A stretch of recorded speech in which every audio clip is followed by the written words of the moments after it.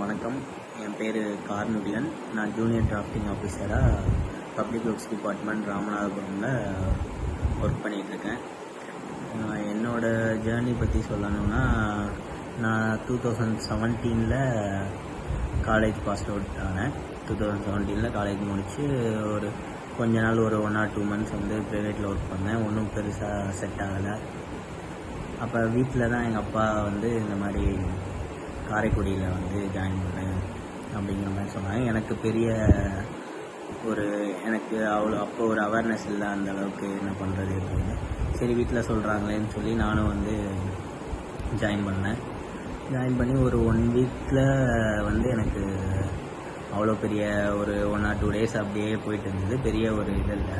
But classes attend பண்ண ஆரம்பிக்க எனக்கு என்னென்னா, அந்த ஜேர்னி நமக்கு அந்த காலேஜில் தெரியாததை புதுசாக கற்றுக்கிட்ட ஒரு ஃபீல் வர ஆரம்பிச்சிது.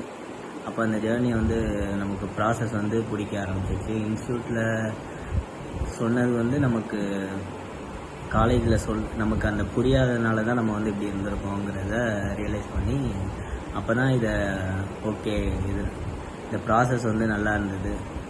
அதை ஸ்டார்ட் பண்ணி 2017 எண்டில் ஜாயின் பண்ணேன். 17 கடைசி பேட்சாக ஜாயின் பண்ணேன். அப்போ 18 கால்ஃபர் பண்ணாங்க ஒரு 3 monthsலேயே. அதில் எனக்கு பெருசாக சிலபஸ் கவர் ஆகலை. என்னால் அதை கம்ப்ளீட் பண்ணி இது பண்ண முடியல.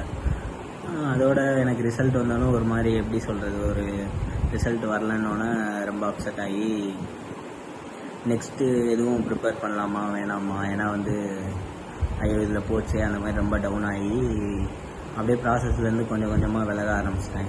பெருசாக ஒரு படித்தேன், நடுவில் வருவேன், படிப்பேன், அப்புறம் திரும்ப வீட்டுக்கு போயிடுவேன். அந்த மாதிரி பெரிய ஒரு ஈடுபாடோடு இல்லாமையே போயிட்டு இருந்தது எனக்கு. திரும்ப 19A கால்ஃபர் பண்ணாங்க. கால்ஃபர் பண்ணோன்னே திரும்ப படித்தேன். ஆனால் எனக்கு அந்த ஒரு ஃபஸ்ட்டில் இருந்த ஒரு இன்ட்ரெஸ்ட்டும் ஒரு சீரியஸ்னஸும் அப்போ இல்லை. நான் இன்ஸ்டியூட்டை விடவே கொஞ்சம் விலகிட்டேன். அந்தளவுக்கு ஒரு இதாக என்னால் இது பண்ண முடியல. அப்போ தான் என்னென்னா, அந்த 19 என்னால் சக்ஸஸ் பண்ண முடியல. அப்போ சரி ஓகே, அப்போ தான் மேம் சார்லாம் போய் பார்த்து பேச ஆரம்பித்தேன். எனக்கு அப்போ தான் ரியலைஸ் பண்ண ஆரம்பித்தேன், ஓகே நம்ம ஒரு ப்ராசஸ்லேயே இருக்கணும் அப்படிங்கிறத ரியலைஸ் பண்ண ஆரம்பித்தேன். அப்போ தான் இன்ஸ்டியூட்லேருந்து நிறையா ஹெல்ப் பண்ணாங்க. விஜய் சார்லாம் பேசினாங்க, முத்தழகு சார் எல்லாருமே ரொம்ப பேசி ரொம்ப ஹெல்ப் பண்ணாங்க. அப்போ கோவிட் வேறு வந்துடுச்சு. கோவிட் வந்தாலுமே சரி நம்ம முன்னாடி பண்ண தப்பை பண்ணக்கூடாதுன்னு அங்கேயே இருந்து முடிஞ்ச அளவுக்கு இன்ஸ்டியூட்டோடைய ஒரு டச்சில் இருந்து ஃபுல் அண்ட் ஃபுல் என்னால் அந்த டெஸ்ட் எல்லாத்தையும் அட்டன் பண்ணி கோவிட் டைமில் இருந்தாலும் வீட்டில் உட்காந்து ப்ரிப்பேர் பண்ணி ஃபுல்லாக இது பண்ணேன். அப்போ தான் இந்த JDO எக்ஸாம் கால்ஃபர் பண்ணாங்க. எல்லா டெஸ்ட்டும் அட்டன் பண்ண ஆரம்பித்தேன். இங்கே கொடுத்த கைடன்ஸை கரெக்டாக ஃபாலோ பண்ண ஆரம்பித்தேன். எனக்கு எல்லாருமே நல்லா ஹெல்ப் பண்ணாங்க, இன்ஸ்டியூட்லேருந்து ஹெல்ப் பண்ணாங்க. கரெக்டாக ஃபாலோ பண்ண ஆரம்பித்தேன். நெக்ஸ்ட்டு ஃபஸ்ட் டைம் எக்ஸாம் தள்ளி போச்சு.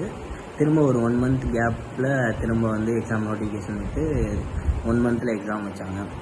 அப்போ ரொம்ப ரெக்ரெஸாக படிக்க ஆரம்பித்து நல்ல இங்கே உள்ள டெஸ்ட் எல்லாத்தையுமே கண்டினியூஸாக அட்டன் பண்ணேன்.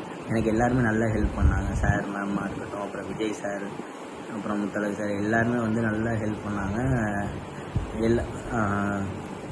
கூடவே இருந்து நல்லா கொஞ்சம் எப்படி சொல்கிறது, நல்லா மோட்டிவேட் பண்ணாங்க. எனக்கு ஓகே, அப்போ தான் எனக்கு அந்த ப்ராசஸே புரிய ஆரம்பிச்சிது. நம்ம எதில் லேக் ஆகிருக்கோம், இவ்வளோ நாள் அந்த டெஸ்ட்டை ஒழுங்காக பண்ணலை, ஒரு இது இல்லைங்கிறதே அப்போ தான் புரிய ஆரம்பிச்சிது.